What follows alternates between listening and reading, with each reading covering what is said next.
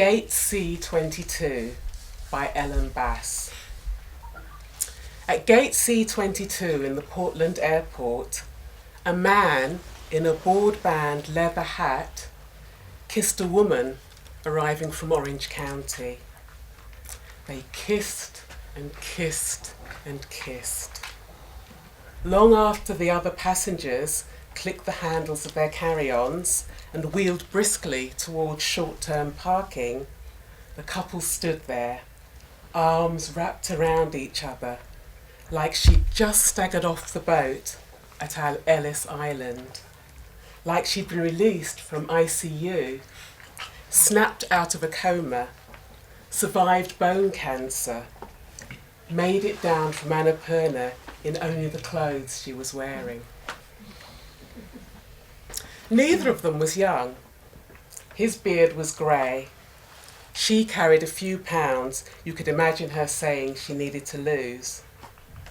But they kissed lavish kisses like the ocean in the early morning, the way it gathers and swells, sucking each rock under, swallowing it again and again.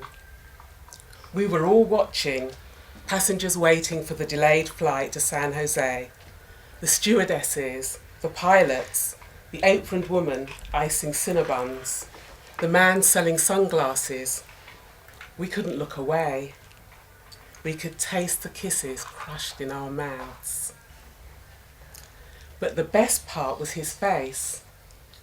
When he drew back and looked at her, his smile soft with wonder, almost as though he were a mother still open from giving birth.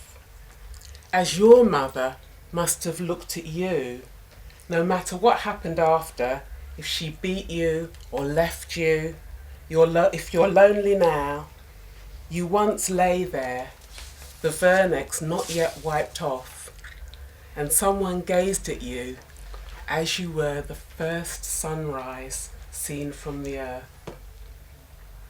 The whole wing of the airport hushed, all of us trying to slip into that woman's middle-aged body, her plaid Bermuda shorts, sleeveless blouse, glasses, little gold hoop earrings, tilting our heads up. I don't know about you, but I'm never very convinced by sex scenes in films and by most poetry I read either. It so often feels contrived, faintly false, like it's been set out to try to make me have a sensual response, and fails. But with this poem, I'm one of the people tilting my head up, wanting to slip into that middle-aged body. I'm hushed and awestruck and recognising and wanting that level of passion in my life. I've always been interested in the everyday sacred. Sensuality and sexuality with innocent relish always seems to fit the bill. Sensuality is about when we're open with all our senses engaged. It gives us experiences of wonder whenever we are. Sexuality gives us the opportunity to express our body's response. It lets our bodies talk the language of love or lust with another person or simply on our own when the mood takes us. But passion is a tide that comes through us from being fully present in the moment.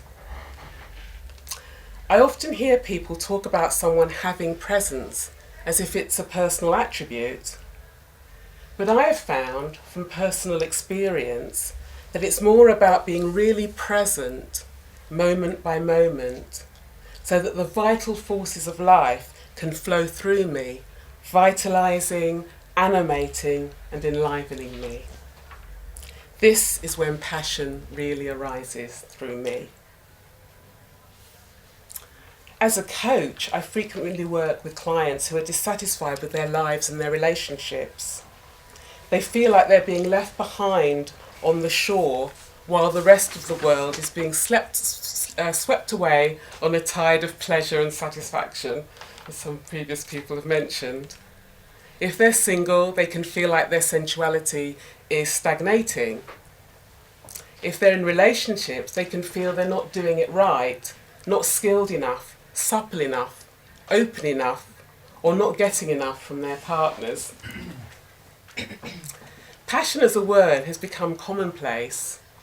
People say they're passionate about, people say they're passionate, they seem to mean something I like quite a lot.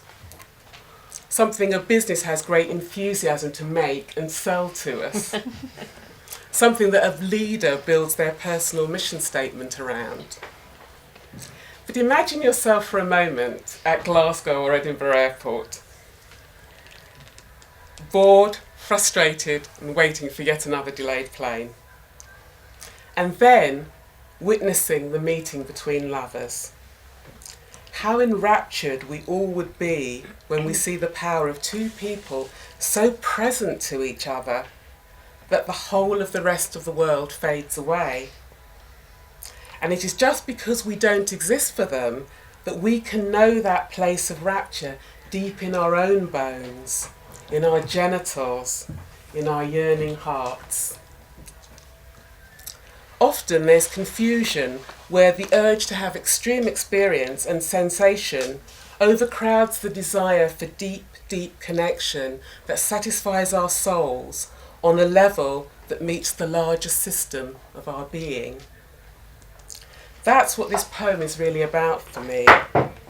It's about immediacy, being absolutely available to the larger cycle of sensuality and bliss that can be missed in chasing the sexual pyrotechnics, often with diminishing returns.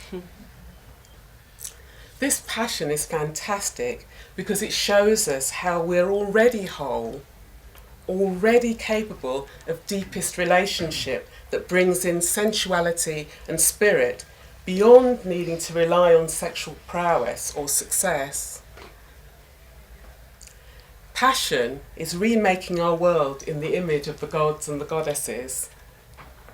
And it's available to us all simply through allowing ourselves to be really, really present with ourselves and with another human being. Then the rhythm of our sexual, sensual core can become in tune with the other, and the result is exquisite. Thank you.